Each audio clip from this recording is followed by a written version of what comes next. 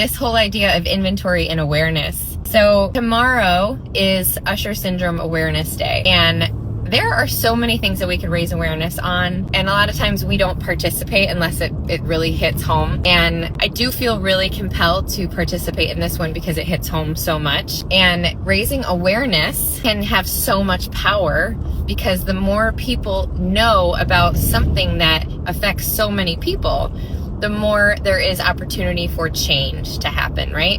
And so when it comes to Usher syndrome, a syndrome that is not a lot of people know about, and when we raise awareness, we can provide the opportunity for research to develop, for medical advances to be made, and we know that that changes lives. So in honor of Usher Syndrome Awareness Day, which is tomorrow, I will continue to share these little infographics that educate people about what Usher syndrome is. But I also think that we can raise awareness for things just by sharing our story. And it's amazing how much someone else out there might need to hear what you have to say because you've been through something, and how much power there is in sharing your story with others. And it can provide connection, and it can provide hope. But yeah, I just want to talk a little bit more about Usher syndrome. So Usher syndrome is a genetic syndrome that affects our youngest son, and we found this out when he was about 3 years old, after many different therapy interventions, tubes put in his ears, and then just really trying to work through, is his hearing loss because of ear infections? Do we need to change different types of speech therapy? We decided to reach back out to our ENT.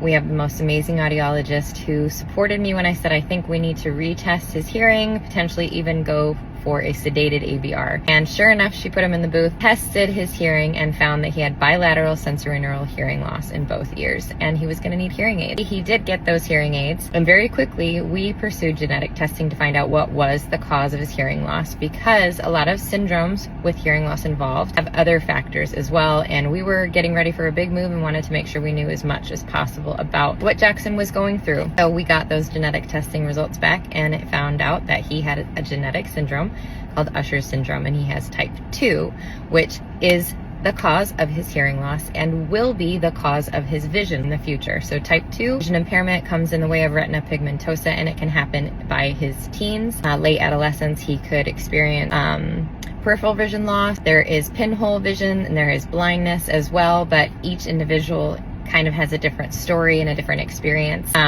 So for Jackson, we pursued those hearing aids and speech therapy. We made sure he had reliable hearing.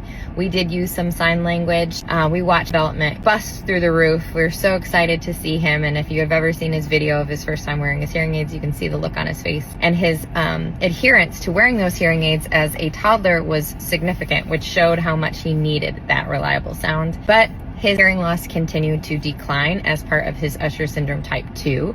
And so we kept getting his hearing checked every 3 months, and we did track aggressive hearing loss to the point that we knew he was going to need cochlear implants.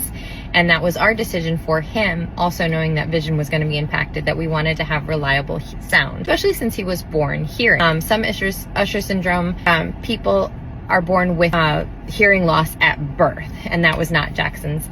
So there are many different types, which means there is many different approaches, and lots of research as a result of raising awareness continues to be collected, and medical advancement is amazing. These cochlear implants are amazing, what they do for him and how they were created and just how they continue to grow. And so I do believe that medical advancement is a possibility when it comes to retina pigmentosa and the vision aspect of this syndrome. However, I also believe that God is sovereign, and that prayer is powerful, and that we have Jackson, or that God holds Jackson in the palm of his hands.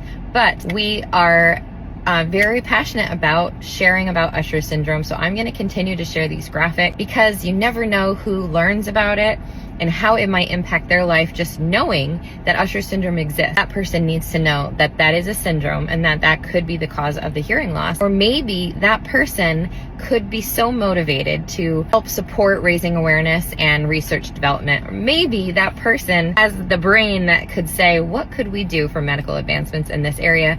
Anyway, please join me in raising awareness for Usher syndrome tomorrow, Saturday, September 20th, by passing along some of these graphics created by Usher's Coalition. Thank you.